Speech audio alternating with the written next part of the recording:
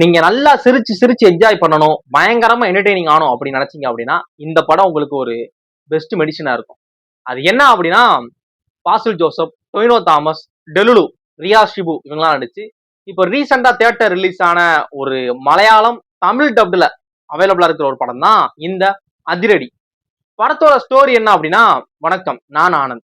இந்த படத்தோட ஸ்டோரி என்ன அப்படின்னா, பாசில் ஜோசப் வந்து ஒரு இன்ஜினியரிங் காலேஜ்ல ரெக்கமெண்டேஷன்ல ஜாயின் பண்றாரு.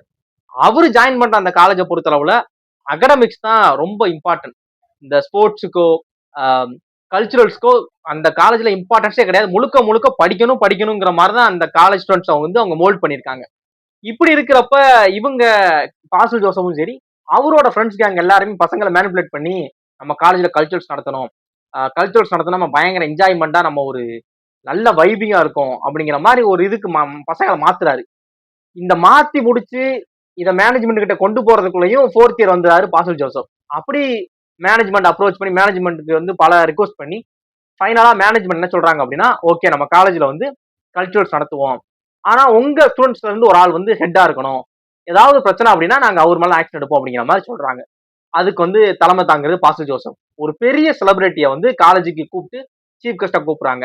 அவரு வராரு அப்படிங்கிறத ஒரு அட்வர்டைசிங்கா பண்ணி இந்த காலேஜோட கல்ச்சர்ஸை வந்து அந்த சிட்டி ஃபுல்லாவுமே பயங்கர ரீச் ஆக்கிடுறாங்க. ஒரு பயங்கர ஒரு டாக் ஆஃப் டவுன் அது மாதிரி இவர் வராரு நம்ம காலேஜுக்கு அப்படிங்கிற மாதிரி ஆயிருது.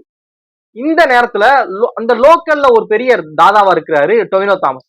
இவரு கூட பாசில் ஜோசப் சின்னதா ஒரு ஒரு பிரச்சனை ஸ்டார்ட் ஆயிருது. டொவினோ தாமஸை மீறி அந்த இடத்துக்குள்ள எதுவுமே நடக்காதுங்கிற மாதிரியான ஒரு ரவுடி அவரு. அப்படி இருக்கிறப்ப நீ எப்படி என்ன மீறி கல்ச்சுரல்ஸ் நடத்துறேன்னு பாத்துறேன், நீ எப்படி இந்த ஃபங்க்ஷன் நடத்துறேன்னு பாக்குறேங்கிற மாதிரி சவால் விடுறாங்க. டொவினோ தாமஸை மீறி பாசில் ஜோசப் வந்து இந்த ஃபங்க்ஷன் நடத்தினாரு நடத்தலையா, எப்படி நடத்தினாரு, அதுக்கப்புறம் என்ன நடந்துச்சு அப்படிங்கிற ஒரு படம் தான் இந்த அதிரடி. படத்தோட ஃபர்ஸ்ட் ஹாஃப்லாம் பயங்கர ஃபன்னு. இதுல வந்து நான் உங்களுக்கே தெரியும் ப்ரொமோஷன்லாம் கிடையாது. நம்மள மாதிரி ஒரு சிறுவனுக்கு வந்து ப்ரொமோஷன்லாம் வருவாங்களா, முழுக்க முழுக்க உண்மையை சொல்றேன். அவ்வளவு ஃபன்னா இருந்துச்சு, என்ஜாய் பண்ணேன். ஃபர்ஸ்ட் ஹாஃப்லாம் சிரிச்சுக்கிட்டே இருக்கேன். அது ஒன் மேன் ஷோ தான். படத்துல வந்து ஒரு காமெடி கிடையவே கிடையாது. பாசில் ஜோசப்னு ஒரு மனிதர், அந்த ஒரு ஆள் தான் என்னென்னமோ பண்ணிக்கிட்டு இருக்காரு. நான் பாசில் ஜோசப் நடிச்ச படங்கள் வந்து ரொம்ப கம்மியான படங்கள் தான் பார்த்திருக்கேன். அந்த இது ஒண்ணு, அந்த குடும்பமா வந்து ஏதோ ஒரு திருப்பதிக்கு போவாங்க நினைக்கிறேன், ஃபேமிலியா ட்ரெயின்ல போவாங்க, அந்த ஒரு படம். அப்படி ரொம்ப கம்மியான படங்கள் தான் பார்த்திருக்கேன் பாசில் ஜோசப் படம். மிரட்டி இருக்காரு படத்துல. எப்படி அந்த ஆளால எல்லா விதமான இதுவுமே பண்ண முடியும் தெரியல. அந்த அந்த அந்த எக்ஸ்பிரஷன், அந்த ஒரு ஆக்டிங் இருக்கு பாத்தீங்களா. இப்ப இதுல ஃபர்ஸ்ட் ஹாஃப்ல பாத்தீங்கன்னா இதே கேரக்டர் பயங்கர ஃபன்னா, அந்த கேரக்டர் பாக்குறப்பே ஒரு ஜோக்கர் மாதிரி நமக்கு சிரிப்பு வரும். ஃபைட் சீன்ல அப்படியே அந்த கேரக்டர் ஒரு பயங்கர மாசா ஒரு இதா மாறும். கிளைமேக்ஸ்ல அந்த கேரக்டர் மேல ஒரு மரியாதை வரும். ஒரு ஒரு சின்ன ஒரு ஹாப்பி நோட்டோட படத்தை முடிப்பான்னு வச்சுக்கோங்களேன். அதுல ஒரு பயங்கர மரியாதை வரும் அந்த கேரக்டர் மேல. அது அப்படியே ஒரு ஒரு ஒரு ஹாப்பி ஃபீலோட அது போகும். எப்படியா நீ இதெல்லாம் பண்ற அப்படிங்கிற மாதிரி இருக்கும். இதுல சின்னதா ஒரு லவ் ட்ராக், அந்த லவ் ட்ராக்ல காமெடி அப்படின்னு சொல்லி நல்லா இருக்கு படம். நீங்க ஒன்ஸ் படத்தை ஃபேமிலியோட நீங்க படம் பாக்குறீங்க அப்படின்னா தாராளமா படத்தை என்ஜாய் பண்ணுவீங்க. கொஞ்சம் லேட்டா தான் படத்துக்குள்ள டொவினோ தாமஸ் வருவாரு. அவருக்கான சின்னதா ஒரு ஹை இருக்கு படத்துக்குள்ள, அவருக்கான ஈக்குவலான இம்பார்ட்டன்ஸ் தான் படத்தோட இருக்கு, ஓகே.